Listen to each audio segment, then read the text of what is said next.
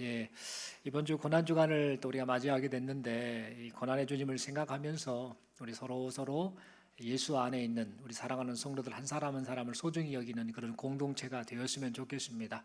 신앙생활 혼자 외롭게 하지 말아라고 우리 주님이 교회 공동체로 이렇게 귀한 사람들을 다 불러 모으셨습니다. 이 점을 생각하면서 한 사람 한 사람이 얼마나 소중한가, 그리고 이런 우리를 불러주신 주의 은혜가 얼마나 큰가, 이렇게 생각하며 오늘 또 이 시간 그리고 한 주간 일평생을 함께 서로 격려하고 위로하고 주님만을 바라보며 살아가시는 우리 모두가 될 수 있기를 간절히 소망합니다. 함께 하신 분에게 축복하며 인사하겠습니다. 함께 해주셔서 참 고맙습니다. 이 시간 저는 나는 그리하지 않겠나이다 라는 제목 가지고 함께 하나님 말씀 받기를 원합니다. 말씀을 드린 것처럼 이번 주는 고난주간입니다. 이 고난주간은 예수님께서 죄와 사망 가운데 떨어진 이 인간을 구원해 주시기 위해서 이 땅에 오셔서 십자가 고난을 당하신 그것을 기념하고 감사하고 신앙을 고백하는 그런 주간입니다. 그러므로 예수 공로로 구원받은 우리는 항상 언제나 주의 은혜를 생각하며 그 십자가 은혜를 잊지 않고 살아야겠습니다. 뿐만 아니라 고난주간을 맞아서 예수 그리스도의 그 구속의 은혜를 좀 더 깊이 있게 좀 생각하는 그런 한 주간이 되었으면 좋겠습니다. 여러분, 우리 예수님의 행적을 살펴보면은요, 우리 예수님께서는 고난주간 중에 이 한 주간의 그 삶 중에 특별히 금요일에 우리 예수님께서 십자가 고난을 당하셨습니다. 3년의 공생애를 보내셨는데 특별히 마지막 한 주간 동안에 참 의미 있는 그 행적을 보여주셨는데, 특별히 금요일 날 오전 9시 그리고 십자가에 달리셨다가 오후 3시에 십자가에서 이렇게 운명하셨음을 보게 됩니다. 그리고 그 전날인 이 목요일 밤에 제자들과 함께 마지막 저녁 식사를 하셨습니다. 예수님께서 제자들과 함께 최후의 만찬을 하신 이때, 이 저녁 식사를 하신 이때는 유대인의 명절인 유월절이 가까운 때였습니다. 그렇다면 유월절은 어떤 날인가? 여러분 잘 아시겠습니다만은 이 유월절은 이스라엘 백성이 과거에 애굽의 그 바로왕 손아귀에 있었지 않았습니까? 거기에서 한 430년 동안 살았는데 그때 이 노예로 살면서 많은 학대, 핍박을 받는 그런 상황이었는데, 이때 하나님께서 은혜로 이 이스라엘 백성을 애굽왕 바로로부터 구원해 주신 그것을 기념하는 날이 바로 유월절 명절입니다. 그래서 출애굽 구원 사건 이후에 이스라엘 백성들은 그 이후로 계속해서 해마다 그 하나님께서 베푸신 구원의 은혜를 생각하면서 이 유월절을 보냈습니다. 이것이 바로 이스라엘의 신앙 전통이 되었던 겁니다. 여러분, 우리 예수님께서도 이스라엘의 신앙 전통을 따라서 이제 이 유월절을 계속해서 지키셨는데, 특별히 이 제자들과 함께 오늘 본문에 등장한 내용처럼 유월절을 이제 제자들과 함께 보내고 계십니다. 그리고 이 유월절을 기념하는 식사를 마지막 최후의 만찬을 통해 지금 하고 계신 겁니다. 또한 제자들과 함께 유월절을 기념하는 식사를 하시면서 예수님이 무엇을 말씀하셨느냐? 너희가 과거에 이스라엘의 역사를 잘 알지 않느냐? 이스라엘 백성들이 애굽왕 바로의 손아귀로부터 구원받은 거 있는데, 그래서 그것을 기념하기 위해서 유월절을 너희가 지키고 있는데, 그 유월절이 진짜 의미가 뭔 줄 아느냐? 내가 십자가 고난을 받아서 이것을 통해 사람을 구원하는 일, 생명을 구원하는 일, 이것이 바로 유월절의 진정한 의미다라는 말씀을 해주셨습니다. 그러면서 이 구원을 이루시기 위해서 우리 예수님께서는 이제 장차 고난을 당할 것이다라고 말씀하셨지요. 또한 예수님께서 이제 붙잡히시게 될 텐데, 이 붙잡히실 때에 구약성경 스가랴 13장 7절의 말씀에 예언된 대로 목자를 치리니 양들이 흩어지리라 라는 이 말씀대로 이제 너희들이 내가 붙잡히게 되면 여기저기 전부 다 나를 버리고 흩어져 버릴 것이다, 도망갈 것이다 라고 말씀을 하셨습니다. 그리고 예수님께서 죽으신 이후에 3일 만에 다시 살아나셔서 이제 제자들보다 먼저 갈릴리, 너희의 고향 갈릴리 그리로 내가 갈 것이다 라고 말씀을 하셨습니다. 그러자 이 예수님의 말씀을 듣고 주님을 따르는 열심이 대단했던 베드로가 예수님께 대답을 합니다.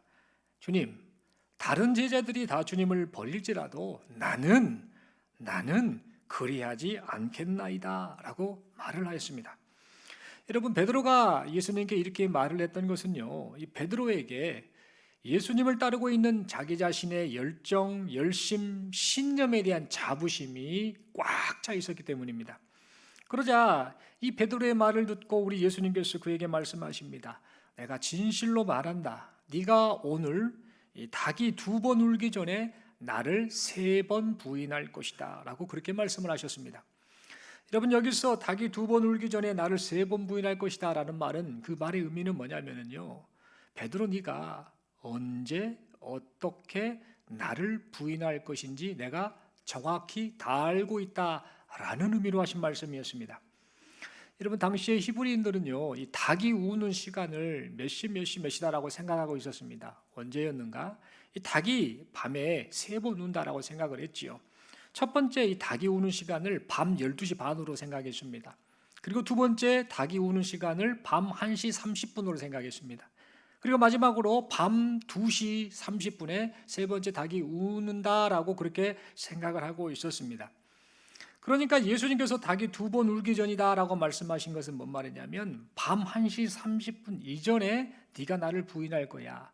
네가 언제 나를 부인할지 내가 다 알고 있다라는 의미로 하셨던 말씀입니다. 그리고 예수님께서 베드로가 3번 부인할 것이다 라고 말씀을 하셨는데, 이것은 3번이라는 숫자적인 의미, 네가 1번, 2번, 3번 나를 부인할 것이다 라는 그런 의미와 함께, 베드로, 네가 나를 철저히 부인할 거야, 철저히 나를 버릴 거야 라는 그런 의미로 하신 말씀이었습니다. 그러므로 예수님의 이 말씀을 딱 들으면 베드로는 무슨 생각을 했어야 될까요? 이 예수님의 말씀을 듣고 아이고 부끄럽구나, 내가 이렇게 연약한 존재구나 라고 그렇게 생각을 갖는 것이 마땅했습니다. 그런데 이 베드로는 스스로 확신에 찬 어조로 예수님을 향해 다시 말합니다. 내가 주님과 함께 죽었으면 죽었지, 다른 사람은 몰라도 내가 예수님과 함께 죽었으면 죽었지, 나는 절대로 주님을 부인하지 않겠습니다 라고 그렇게 대답을 합니다.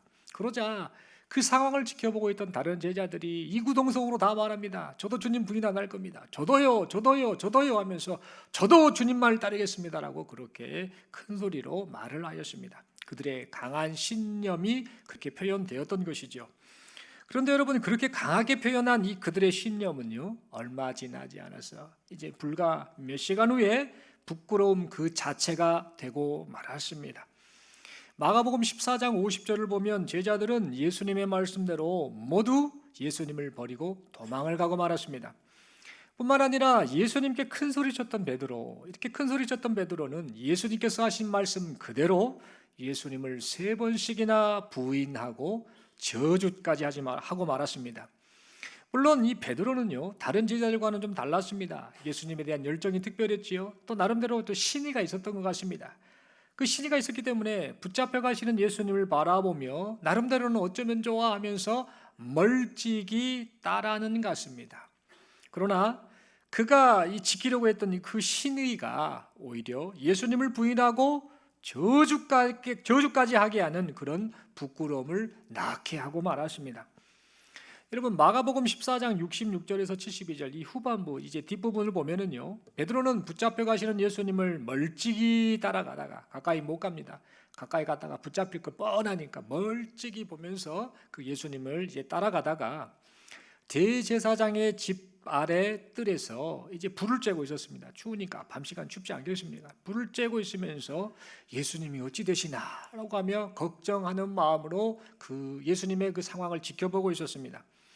이때 베드로를 유심히 지켜보고 있던 한 여자가 있었습니다. 대제사장의 여종이었는데요, 이 여종이 베드로를 보고 당신 혹시 저 예수와 함께 있었던 사람 아니요? 라고 그렇게 물었습니다. 그러자 베드로가 어떻게 반응을 했을까요? 이 베드로는 아니에요, 뭔 소리 하세요? 라며 이 시치미를 떼고 자기와 예수님은 아무런 상관이 없는 것처럼 그렇게 예수님을 부인하였습니다. 하지만 그 여종이 생각하기에 분명 저 사람이 예수와 함께 다니던 사람 같은데 이상하다라고 그렇게 생각하고 확신하고는 옆에 있던 사람들에게 말합니다. 저 사람 분명 저 예수라는 자와 함께 있던 사람입니다. 그 예수의 추종자가 맞아요 라고 그렇게 말을 합니다. 그러자 베드로가 어떻게 반응합니까? 또 한번 시치미를 뚝 뗍니다. 나하고 예수님하고는 아무 상관없다니까요 라고 하면서 시치미를 떼며 예수님을 두 번째 부인하였습니다. 그래서 베드로가 그 위기를 모면하는 듯 했습니다. 그런데 얼마 후 함께 있던 다른 사람들이 이 베드로의 그 말투를 딱 들어보더니 이 베드로의 말투가 예수님과 똑같은 이 갈릴리 지역의 말투를 쓰고 있음을 알게 됩니다. 그러면서 하는 말이, 당신이, 저 예수가 갈릴리 출신인데 당신도 갈릴리 지역 사람의 말을 하는 거 보니까 분명 당신은 예수의 추종자가 맞구만 이라고 이렇게 몰아붙였습니다. 그렇다면 여러분, 잠깐 우리가 생각해 봐야 될 것이 있는데, 베드로의 말투가 어땠길래 그랬을까요? 우리나라식으로 예를 들어 보겠습니다. 우리나라를 예로 들자면 대구에 사시는 분들, 성도님들 중에 계신 분도 있겠습니다만, 대구에 사시는 분들은 쌍시오 발음을 잘 못 하시더라고요. 그래서 쌀 사와라 그러면 살 사와라 이렇게 발음을 하시죠. 그렇게 또 하더라고요. 제 군대 고참이 예전에 대구 사람이었는데 쌀 발음을 못 하시더라고요. 살 그러시더라고요. 경남 의령, 이것을 어령 이렇게 발음을 하시더라고요. 그래서 의 발음을 잘 못하고 어 발음으로 대충 대신해서 하는 것을 봤습니다.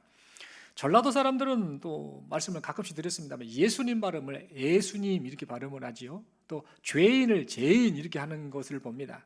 그래서 가끔씩 기도하시는 거, 대표 기도하는 거 들어보면 죄인을 죄인, 또 예수님을 예수님 이렇게 발음하는 우리 분들을 봅니다. 그래서 속으로 저분 전라도 분이구나 이렇게 생각을 하게 되지요.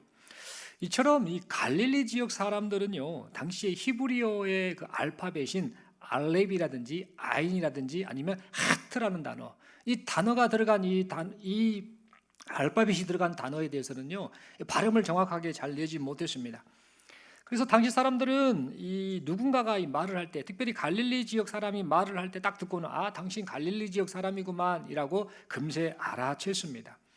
실제로 사도행전 2장 7절 8절을 보면은요, 이때 이제 오순절 성령이 임해가지고 많은 사람들이 막 은혜를 받고 충만하게 또 방언 기도를 하며 각국의 나라의 말들을 막 하는 것을 하는 장면이 나오는데, 이때 이 갈릴리 지역 출신 성도들이 각기 다른 지역의 말로 기도하는 것을 딱 듣고는 다른 사람들이 놀라매하는 말이 기록되어 있습니다.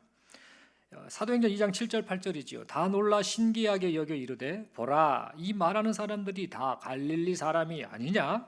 우리가 우리 각 사람이 난 곳 방언으로 듣게 되는 것이 어찌 됨이냐라고 그렇게 말하고 있음을 봅니다. 여러분, 이처럼 갈릴리 지역 사람들은요, 똑같은 말을 해도 다른 지역 사람들과 다르게 발음하는 단어가 있었습니다. 그래서 이 베드로도 그의 말투와 발음 때문에 지금 갈릴리 지역 사람이라는 것이 들통이 났던 겁니다. 하지만 베드로는요, 어떻게 해서든지 이 위기를 모면하려고 했습니다.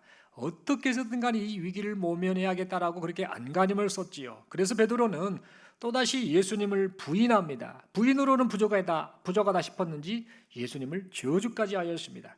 뿐만 아니라 나하고 저 예수하고는 아무 상관없어요 라고 하며 예수님과 자신의 관계가 없음을 맹세까지 하였습니다. 여러분, 그렇게 호언장담했던 베드로는요, 살아남기 위해서 예수님과의 관계를 그렇게 끊어버리고 말았던 것입니다.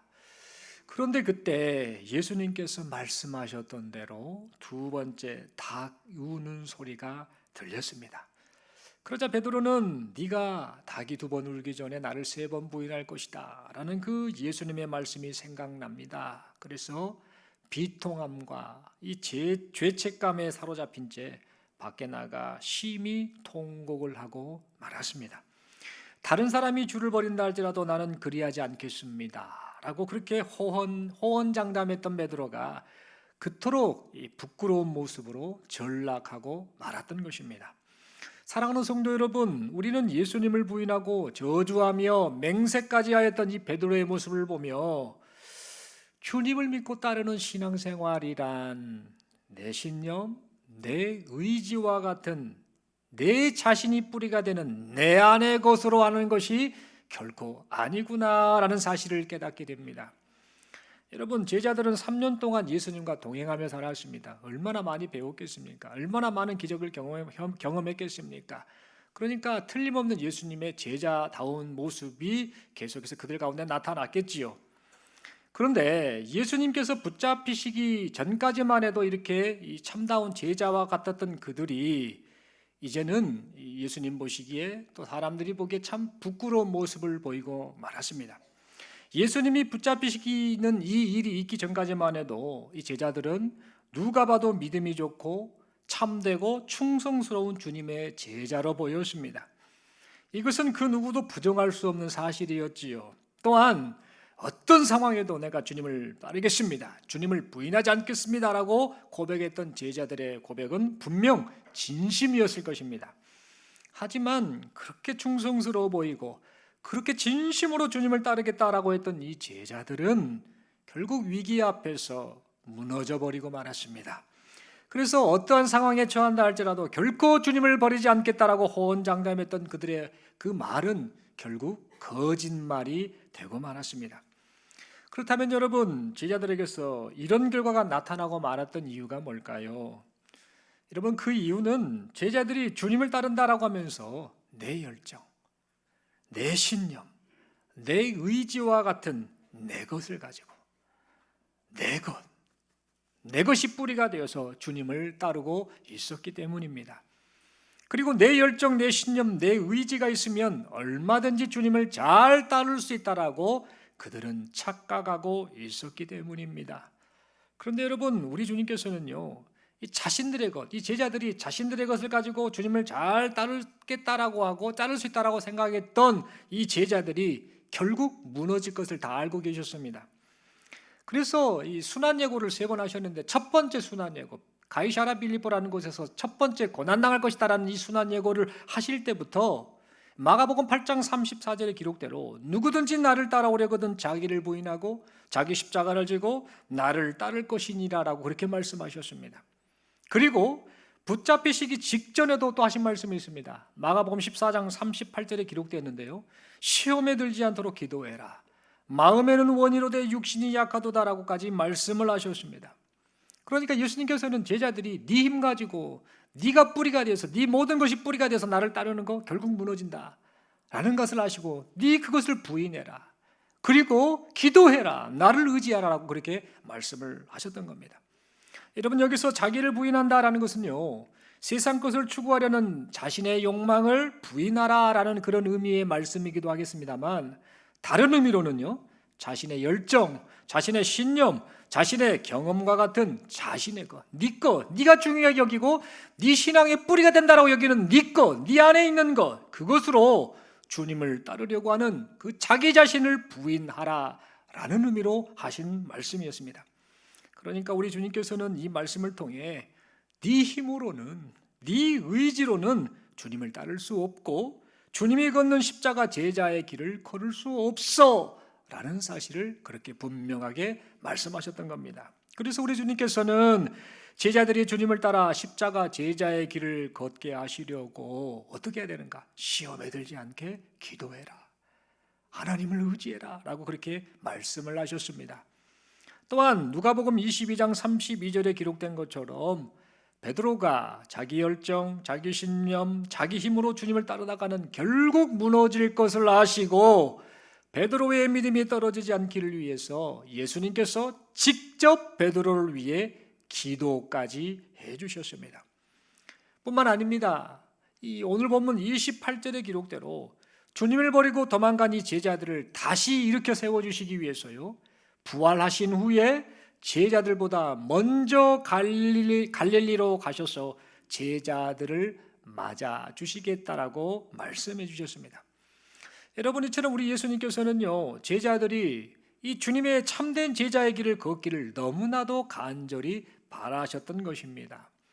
사랑하는 성도 여러분, 그러므로 우리는 이 고난주간을 맞이하여서요, 지금 내가 진정 주님을 잘 따르고 있는지 우리 자신을 좀 돌아보아야겠습니다. 또한 혹시 우리가 주님을 따른다라고 하면서 내 신념, 내 의지와 같은 내가 뿌리가 되는 내 안의 것을 가지고 내가 원하는 대로 주님을 따르고 있지는 않는지 우리 자신을 돌아보아야겠습니다.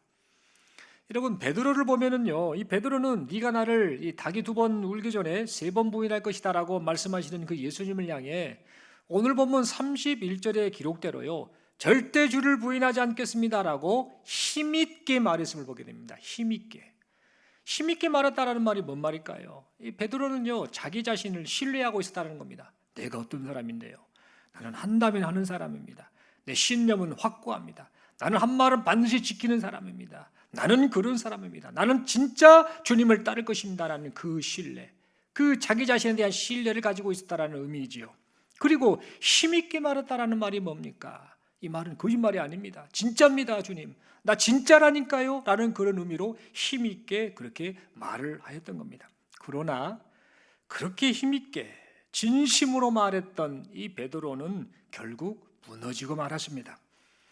그는 그의 확신의 참말을 지키지 못한 허풍쟁이가 되고 말았던 것이지요. 여러분, 베드로가 허풍쟁이가 되고 말았던 이유가 뭘까요? 그 이유는요, 이 베드로는 자기 자신을 너무 과대평가했기 때문입니다.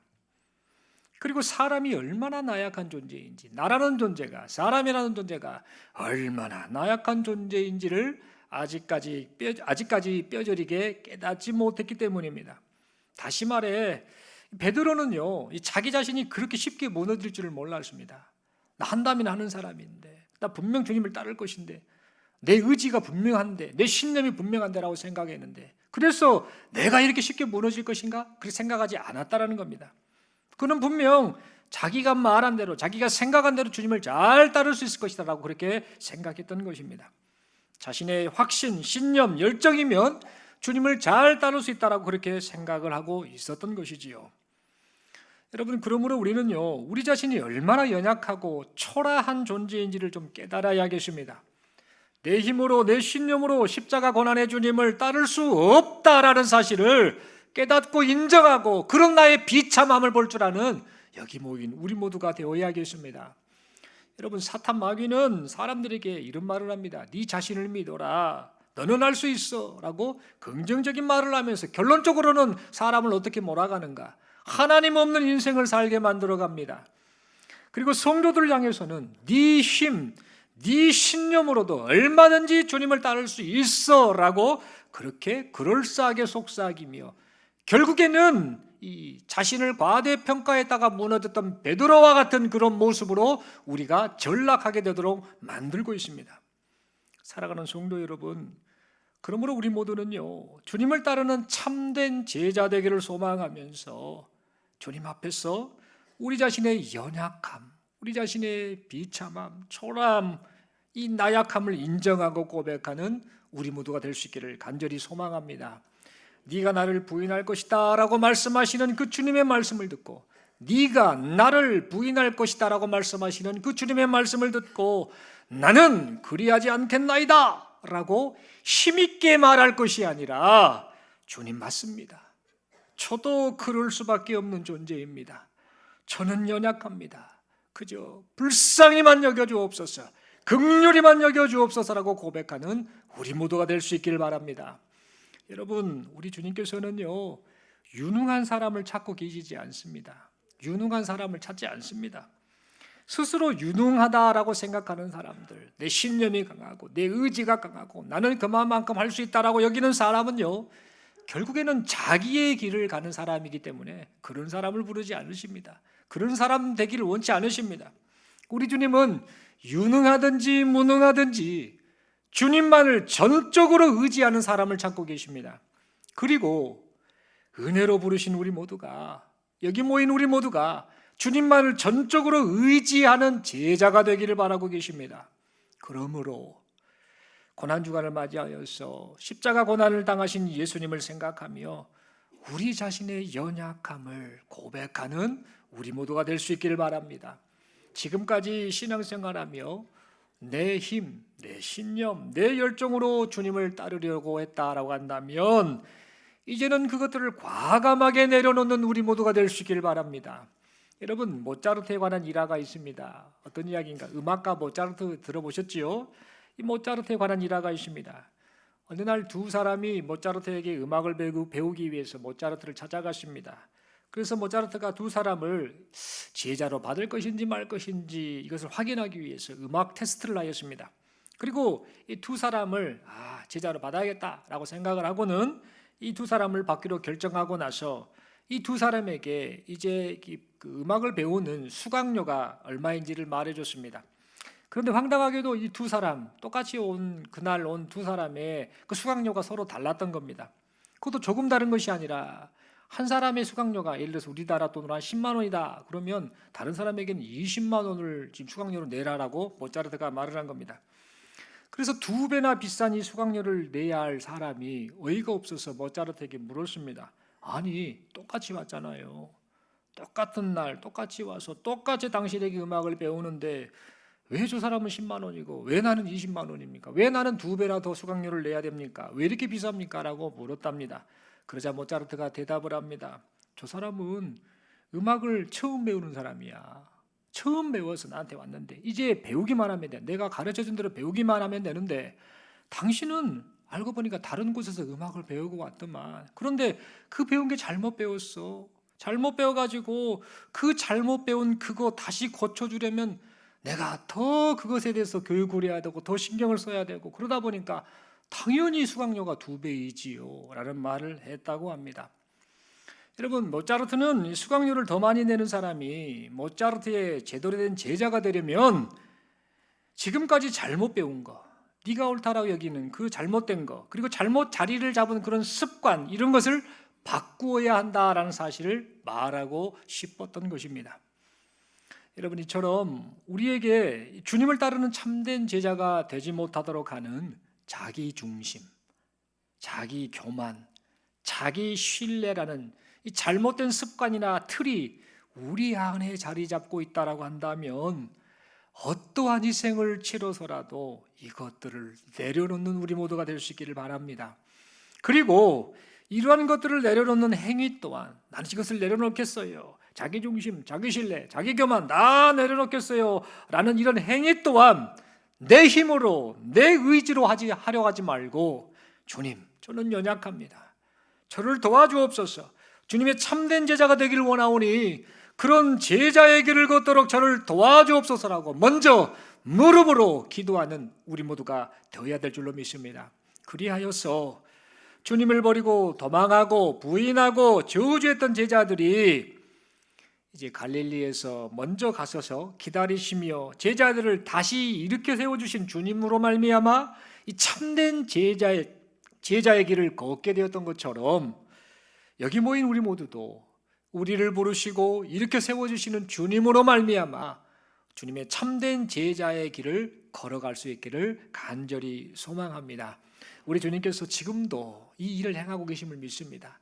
계속해서 넘어지고 실수하는 그런 제자인지 뻔히 합니다. 우리 모습을 뻔히 아십니다. 그러나 그 제자들을 결국에는 우리 주님께서 인도하셔서 주님의 참된 제자의 길을 걷게 하신 것처럼 여기 모인 우리들 또한 실수투성이고 연약하고 나약하고 어찌 보면 내 것이 꽉 차가지고 내가 열심히 주님을 따른다라고 착각하고 있는 우리랄지라도 이런 우리를 계속해서 변화시켜서 결국에는 주님이 원하시는 참된 제자의 길을 걷도록 행하여 주실 줄로 믿습니다. 우리 다시 한번 우리 서로에게 이렇게 인사 한번 하겠습니다. 당신은 주님을 부인하지 않을 자신이 있습니까? 라고 물어보겠습니다. 고난주간이라 이 질문을 좀 우리가 좀 생각하며 했으면 좋겠습니다. 다른 질문보다 한번 서로에게 다시 한번 묻겠습니다. 당신은 주님을 부인하지 않을 자신이 있습니까? 여기에서 네 하신 분은 설교를 잘못 들으신 분입니다. 베드로나 제자들하고 똑같은 모습을 보인 거죠. 그래도 주님이 더 바꾸실 줄로 믿는데 아니요 라고 고백하신 분이 설교를 집중해서 들으신 분이라고 생각합니다. 서로에게 다시 한번 권면하며 인사하겠습니다. 우리 자신을 과대평가하지 맙시다. 아멘이시죠? 나 자신을 보면 답이 나옵니다. 답답합니다.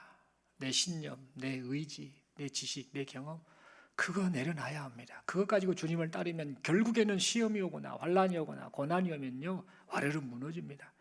그거 오기 전까지만 해도 정말 믿음이 좋아 보이거든요. 근데 결정적인 딱 문제가 터지면 그것이 있으면 내 것을 가지고 주님을 따르려 했던 사람은 결국은 무너져 버립니다. 그러니까 이런 오류, 잘못을요 누구나 범한다라는 것, 저를 비롯한 모두가 범한다라는 사실을 잊지 말고 내려놓으셔야 합니다. 자기를 부인해야 합니다. 주님을 바라보아야 합니다. 내 의지 결단도 필요합니다만 무엇보다 더 먼저 해야 될 게 뭐냐? 기도해야 합니다. 도와주옵소서. 나는 그리하지 않겠나이다라는 이런 말이 아니라 맞습니다. 저도 그렇게 행할 수밖에 없는 연약한 존재입니다. 이 고백을 하며 이 한 주간 고난 주간을 보내면서 주의 은혜를 사모하고 바라보시는 여기 모인 우리 모두가 될 수 있기를 간절히 소망합니다. 기도드리겠습니다. 하나님 아버지 말씀 받았습니다. 베드로 그리고 제자들의 모습을 보면서 내가 그 모습이구나라는 생각을 합니다. 나 주님하고 친한데, 나 주님을 열심히 따르는데, 나 주님을 사랑하는데, 나는 한다면 하는 사람인데 라고 그렇게 호언장담했던 베드로나 제자들의 모습이 우리의 모습임을 봅니다. 내 것을 가지고 주님을 따르려고 하는 것들 내려놓기를 원합니다. 그저 나는 죄인입니다. 불쌍히만 여겨 주옵소서. 주님, 나는 그리하지 않겠나이다 라고 고백할 수 없고 오히려 저도 그런 연약한 존재입니다 라고 고백하며 살아가는 우리가 되기를 원합니다. 10년 가운데 겸손함을 주시고 오직 주의 은혜만을 바라보며 살아가는 우리 모두가 되게 하여 주옵소서. 내 힘으로 아니 됩니다. 성령 하나님 도와주옵소서. 우리의 생각, 우리의 삶의 모든 것들 다 변화시켜 주셔서 우리 주님이 기뻐하시는 참된 제자의 길을 걸어가는 여기 모인 우리 모두 되게 하여 주옵소서. 이런 은혜 베푸심을 믿고 감사드리며 우리 주님 예수님 이름으로 기도드리옵나이다. 아멘.